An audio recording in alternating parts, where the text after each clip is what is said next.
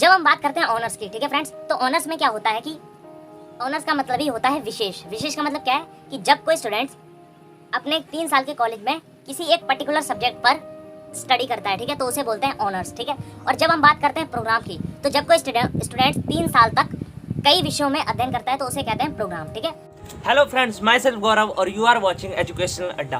Friends, आज के इस वीडियो में हम बात करने वाले हैं कि जब कोई स्टूडेंट आफ्टर 12th यानी जब वो 12th पास हो जाता है तो सबसे पहले उसके मन में सवाल आता है कि उसे रेगुलर कॉलेज करना चाहिए या फिर ओपन से कॉलेज करना चाहिए, ठीक है। तो अगर इस पर मैं पहले ही वीडियो बना चुका हूँ, अगर आपने वो वीडियो अभी तक नहीं देखा है तो नीचे लिंक डिस्क्रिप्शन में दिया हुआ है, आप जाकर उस वीडियो को पहले ध्यान से देखें, ठीक है। और अब अगला सवाल स्टूडेंट्स के मन में ये आता है कि उनको जो कोर्स करते हैं तो उनको प्रोग्राम करना चाहिए या फिर ऑनर्स करना चाहिए, ठीक है। तो फ्रेंड्स, आज के इस पूरे वीडियो में हम समझेंगे कि ऑनर्स और प्रोग्राम दोनों के बीच में क्या क्या डिफरेंस है। साथ साथ हम ये भी देखेंगे कि ऑनर्स या प्रोग्राम करने के क्या क्या फ़ायदे और क्या क्या नुकसान, यानी क्या क्या एडवांटेज और क्या क्या डिसएडवांटेज होते हैं। इसके साथ साथ वीडियो में मैं आपको ये भी बताऊंगा कि आप कैसे आइडेंटिफाई करें कि आपके लिए ऑनर्स करना सही है या फिर प्रोग्राम करना ठीक है। और इसके अलावा मैं ये भी बताऊंगा कि कौन सा सब्जेक्ट, ठीक है, आपको प्रोग्राम में लेना चाहिए, मतलब कौन सा सब्जेक्ट आपको करना चाहिए, ठीक है। कि बच्चे बहुत से ये भी सोचते हैं कि ऑनर्स भी कर रहे हैं तो कौन से सब्जेक्ट में ऑनर्स करें, और अगर प्रोग्राम भी कर रहे हैं तो प्रोग्राम में कौन कौन से सब्जेक्ट लें। तो ये पूरा जो आपका डाउट है ये भी क्लियर होगा। और टिल एंड में, मतलब इस पूरे वीडियो के एंड में मैं ये भी आपको फाइनल अपना व्यू प्रेजेंट करूँगा कि प्रोग्राम और ऑनर्स में सबसे बेस्ट जो है वो कोर्स कौन सा है, ठीक है, उस पर भी मैं अपने व्यू दूंगा, ठीक है। तो फ्रेंड्स, बिना किसी देरी के इस पूरे वीडियो को ध्यान से वॉच करें, ठीक है। और आइए बिना किसी देरी के इस वीडियो को स्टार्ट करते हैं। और अगर आपको वीडियो अच्छा लगे तो इसे लाइक करें और चैनल को सब्सक्राइब करें ताकि हमारी जल्दी से जल्दी जो भी लेटेस्ट वीडियो हो वो सबसे पहले आप तक पहुँचे। तो आइए बिना किसी देरी के वीडियो को स्टार्ट करते हैं।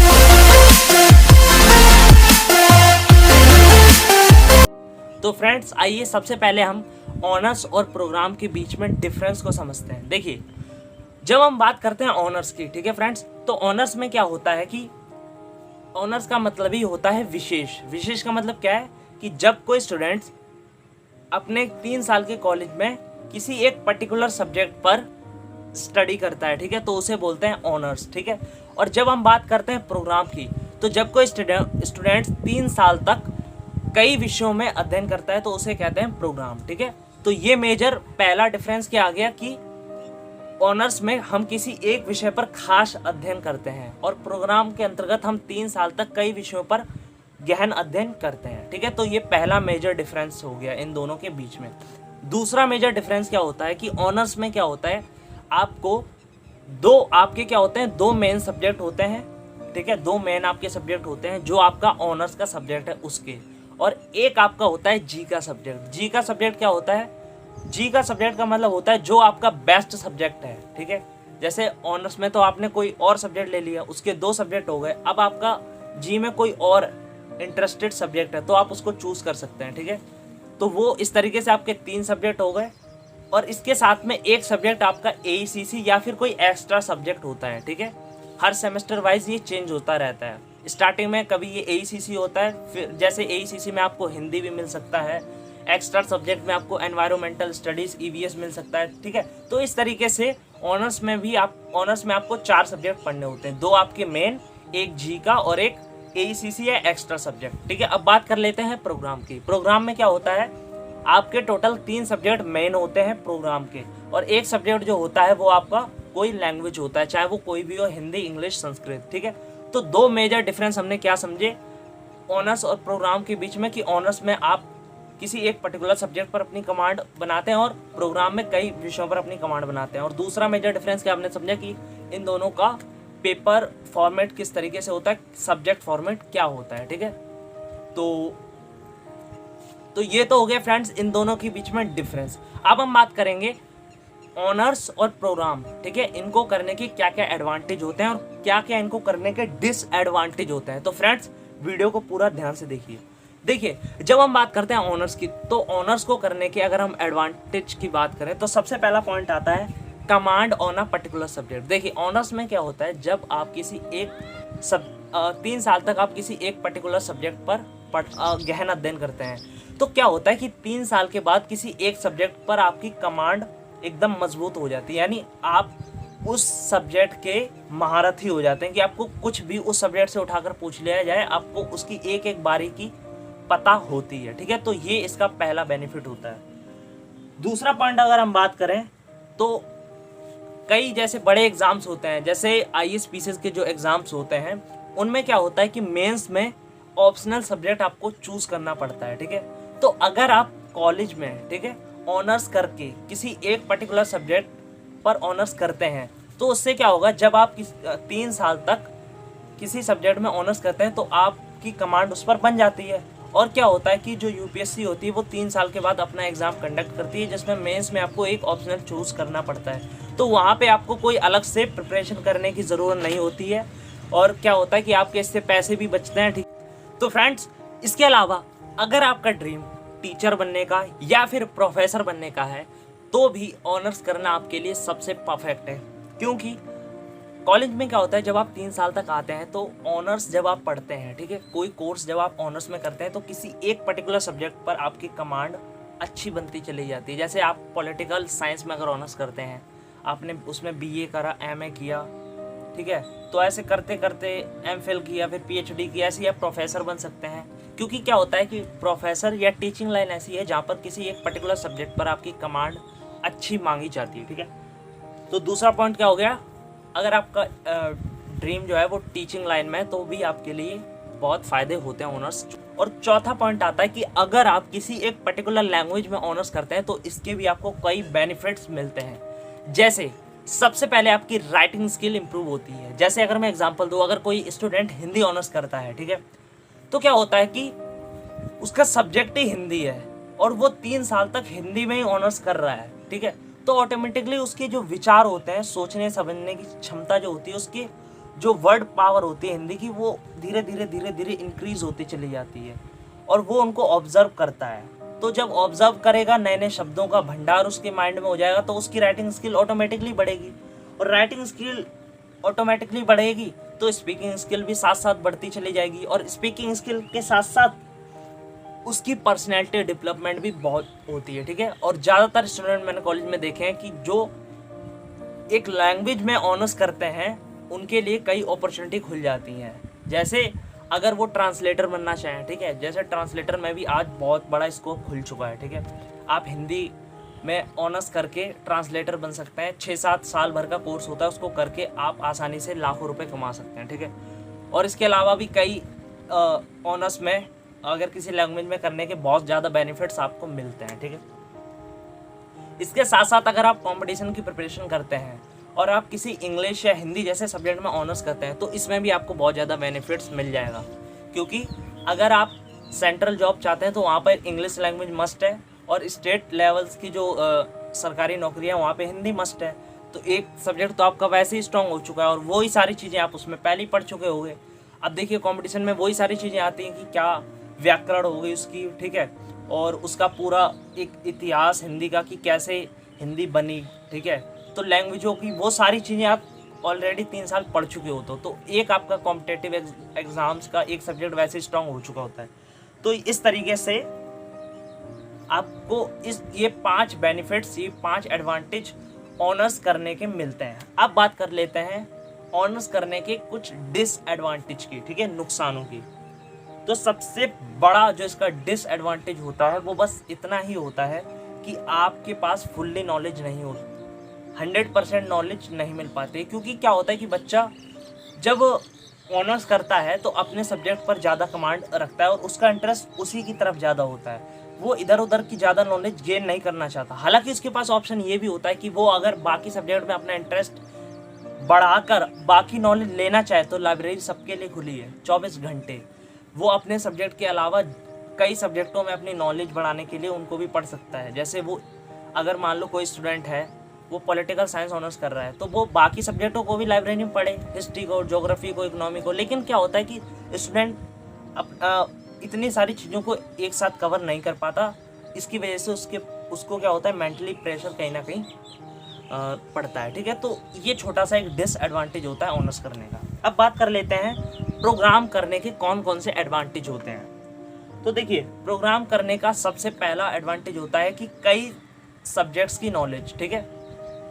देखिए क्या होता है कि जब आप प्रोग्राम करते हैं तो कई सारे सब्जेक्ट्स आपको पढ़ने को मिलते हैं और कई सारी आपके पास नॉलेज इंक्रीज हो जाती है। ये इसका पहला एडवांटेज होता है। दूसरा क्या होता है कि ISPCs के एग्जाम्स जो होते हैं उनमें भी जी ही क्या होता है, बहुत ज़्यादा इंपॉर्टेंट है, क्योंकि पूरा IAS का एग्ज़ाम जो होता है वो GE के सब्जेक्ट मतलब जनरल स्टडीज़ के जो सब्जेक्ट्स हैं उन पर बेस्ड होता है।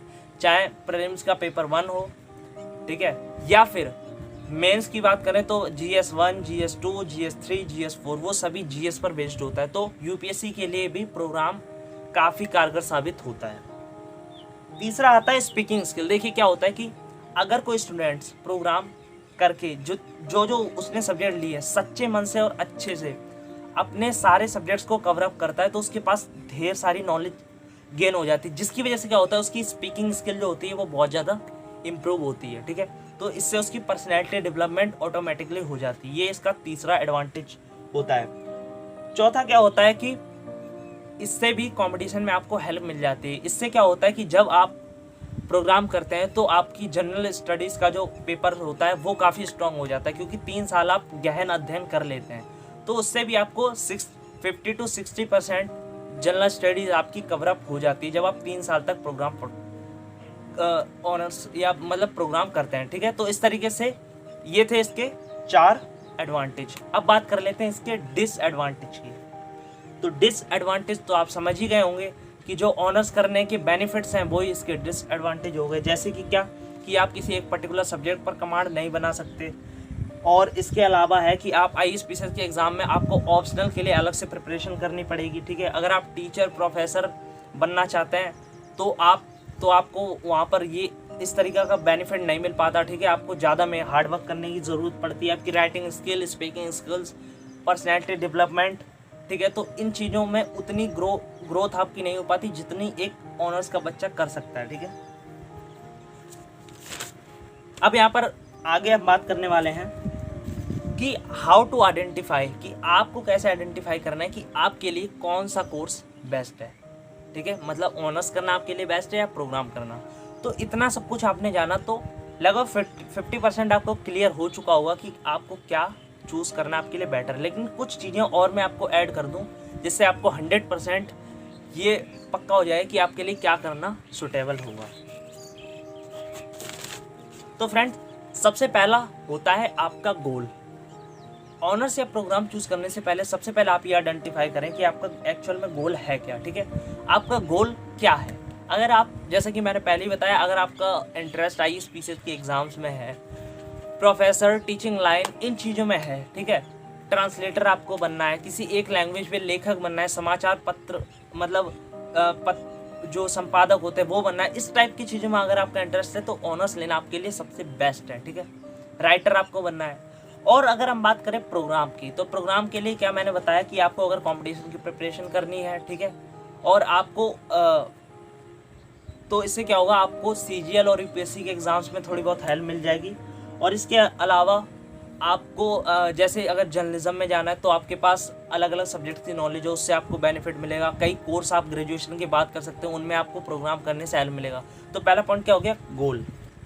सेकंड पॉइंट आता है इंटरेस्ट। देखिए, ऑनर्स या प्रोग्राम को करने से पहले आपको इंटरेस्ट भी देखना होगा कि क्या मेरा सब्जेक्ट, क्या मेरा इंटरेस्ट किसी पर्टिकुलर सब्जेक्ट में है या नहीं। क्योंकि क्या होता है, कई बच्चों का इंटरेस्ट कई सब्जेक्ट्स में होता है, ठीक है। तो इंटरेस्ट भी एक स्रोत होता है जिससे आप डिसाइड कर सकते हैं कि ऑनर्स करना आपके लिए सही है या फिर प्रोग्राम। तीसरा पॉइंट आता है ऑब्जर्विंग स्किल। देखिए, इसका मतलब क्या है कि आप ये आइडेंटिफाई करें कि क्या आप कई सब्जेक्ट्सों को ऑब्जर्व कर सकते हैं, कवर कर सकते हैं और अच्छे परसेंटेज आपको बना सकते हैं बिना किसी मेंटल प्रेशर के, ठीक है। तो इस चीज़ को भी देखें, अगर नहीं कर सकते तो आपके लिए ऑनर्स ही सुटेबल है। तीसरा पॉइंट। चौथा पॉइंट यहाँ पर आता है कि क्या आपकी reading skill, learning skill, speaking skill और राइटिंग स्किल्स बेस्ट है या नहीं है। अगर नहीं है तो आपको प्रोग्राम करना चाहिए, तो आपको ऑनर्स करना चाहिए, क्योंकि ऑनर्स करने से ये सारी चीज़ें में आपकी ग्रोथ होगी, आपकी राइटिंग स्किल इंप्रूव होगी, स्पीकिंग स्किल, लर्निंग स्किल, ठीक है, ऑब्जर्विंग स्किल, ये सारी चीज़ें इंप्रूव होगी। अदरवाइज़ अगर ये आपकी सब ठीक है और आप कई चीज़ों को अच्छे से कवर कर सकते हो, ठीक है, और एक सब्जेक्ट में आपको कोई करियर नहीं बनाना है, ठीक है, तो आपके लिए प्रोग्राम करना भी बेस्ट है। आगे अब हम आपको बताएंगे कि देखिए अब इतना सब कुछ तो क्लियर हो चुका, लेकिन अब कुछ फ्रेंड्स के मन में ये डाउट होता है, कुछ स्टूडेंट्स के मन में, कि हमें कौन सा कोर्स करना चाहिए, ठीक है। अभी कई स्टूडेंट ये डिसाइड ही नहीं कर पाते कि उनको कौन सा कोर्स करना उनके लिए बेस्ट है, ठीक है। तो इस चीज़ को कैसे आइडेंटिफाई करें कि कौन सा कोर्स आपको करना चाहिए। देखिए यानी आपको ये तो क्लियर होगा कि आपको ऑनर्स करना है प्रोग्राम, लेकिन ऑनर्स में भी कौन सा honours, Hindi honours, English honours, political science honours, किस सब्जेक्ट में ऑनर्स, और प्रोग्राम करना है तो प्रोग्राम में कौन कौन से सब्जेक्ट लेने चाहिए। तो ये सब डिपेंड करता है आप पे, ठीक है। आप जो मैंने चीज़ें बताई उन सारी चीज़ों को देखें कि आपका एक्चुअल में गोल क्या है, ऑब्जर्विंग स्किल क्या है, ठीक है, रीडिंग, लर्निंग, स्पीकिंग, राइटिंग, ये सारी स्किल्स आप में है या नहीं है। उसके बाद आप ये डिसाइड करें कि आपको ऑनर्स करना है प्रोग्राम, और फिर उसके बाद देखें ऑनर्स में अगर आप कौन सा ऐसा सब्जेक्ट लेते हैं कि ये सारी चीज़ें आपके लिए बेस्ट रहेंगी, ठीक है। जैसे अगर मैं एग्जांपल दूं, जैसे मान लो आपको ऑनर्स करना है, ठीक है, तो ऑनर्स में अगर कोई हिंदी ऑनर्स कर रहा है तो हिंदी ऑनर्स से करने से क्या आपको बेनिफिट होगा कि पहले तो आप हिंदी ऑनर्स में गोल देखो कि मैं गोल 3 साल बाद क्या इसमें बनाऊंगा। हिंदी ऑनर्स में मतलब इससे मेरी ऑब्जर्विंग स्किल कैसे बढ़ेगी, कैसे मेरा इंटरेस्ट इसमें बढ़ेगा, कैसे मेरी writing skill, speaking skill, learning skill, ये सारी चीज़ें इंप्रूव होंगी। तो इस चीज़ को आप ध्यान में रखें। फिर देखें कि अगर मुझे प्रोग्राम करना है तो प्रोग्राम अगर मुझे करना है तो कौन कौन से सब्जेक्ट्स मुझे लेने चाहिए जो मेरे गोल के अकॉर्डिंग है, जो मेरे इंटरेस्ट के अकॉर्डिंग है, जो मेरी रीडिंग, राइटिंग, ऑब्जर्विंग स्किल को इम्प्रूव करेंगे, ठीक है। तो इस तरीके से आप आइडेंटिफाई कर सकते हैं कि आपके लिए कौन सा सुटेबल है, ऑनर्स और प्रोग्राम में कौन सा सब्जेक्ट आपके लिए सुटेबल है, ठीक है। इसके अलावा अब इस वीडियो के लास्ट में मैं आपको ये भी बता देना चाहूँ, अपने व्यू में रखना चाहूँगा कि मेरे अकॉर्डिंग ऑनर्स बेस्ट होता है या प्रोग्राम। देखिए जहाँ तक मैंने ऑब्जर्व किया है, आपको ऑनर्स करना आपके लिए सबसे बेस्ट होता है। ये मेरा अपना पर्सनल एक्सपीरियंस मैं आपके सामने शेयर कर रहा हूँ। देखिए ऑनर्स करने से कई सारे मैंने बेनिफिट्स गिनाए, इसके अलावा भी कई फ़ायदे होते हैं, क्योंकि स्कूल तो जैसे जनरली आपने 12 साल स्कूल में पढ़ा, उसी प्रकार से आप फिर कॉलेज में आके 3 साल वेस्ट कर देते हैं। ज़्यादातर 99% जो बच्चे होते हैं वो अगर प्रोग्राम करते हैं तो वो इतने सारे सब्जेक्ट में खुद ही कंफ्यूज हो जाते हैं, ना उनकी परसेंटेज बन पाती है, ना उनकी खास कोई कमांड बन पाती है। इसके अलावा वो एक सब्जेक्ट पर अपनी कमांड हासिल कर लें तो उससे कई स्कोप उनके लिए खुल जाते हैं, ठीक है। तो इस तरीके से मेरा यही कहना है कि प्रोग्राम और ऑनर्स में मेरे अकॉर्डिंग ऑनर्स सबसे बेस्ट होगा आपके लिए। तो ठीक है फ्रेंड्स, ये थी आज की स्पेशल वीडियो और मुझे लगता है कि आपको अच्छे से समझ आई होगी, ठीक है। तो इस तरीके से मैंने सारी बातों को बताया, और अगर आपको ये वीडियो अच्छा लगा हो तो इसे लाइक करें, हमारे चैनल को सब्सक्राइब करें, ताकि जितनी भी जल्दी लेटेस्ट वीडियो आती है हमारे चैनल पर वो सबसे पहले आप तक पहुँचे, ठीक है। तो आज की इस वीडियो में इतना ही। Thank you for watching this video. अगर आपको ये वीडियो अच्छी लगी तो उसको ज़्यादा से ज़्यादा लोग स्टूडेंट तक शेयर भी करें। Thank you. What you're giving, that's how we live it. Don't be mad at the system,